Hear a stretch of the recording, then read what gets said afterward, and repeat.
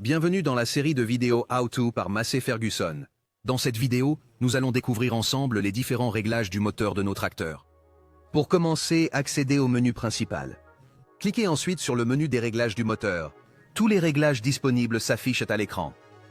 Le premier réglage concerne les mémos A et B, qui correspondent à deux régimes moteur cible configurables. Cliquez sur la valeur et ajustez-la en fonction de vos besoins.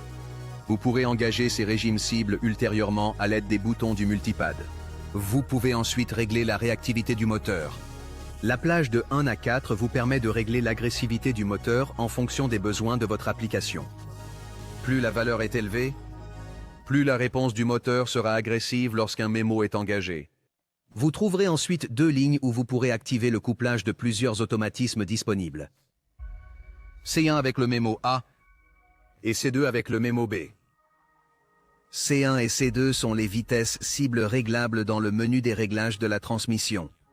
Il est possible d'activer un couplage entre une vitesse cible et un régime moteur prédéfini.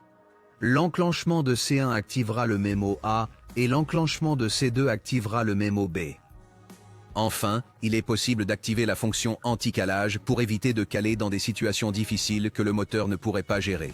Dans une telle situation, l'anti-calage s'active et la transmission passe au point mort. Vous devrez déplacer l'inverseur de marche au neutre puis réengager la marche avant ou la marche arrière pour reprendre votre déplacement. Accédez ensuite à la deuxième page de réglage. Vous pouvez configurer ici deux fonctions. La première est le limiteur de régime. Si vous souhaitez limiter le régime moteur à une valeur maximale, réglez-la en appuyant ici et en utilisant le curseur pour définir le régime maximal. Cliquez ensuite sur OK et activez la fonction en appuyant sur On à l'écran. Il est également possible de l'activer via l'accoudoir. La limitation est visible sur le tableau de bord. La deuxième fonction configurable est la fonction de déclenchement.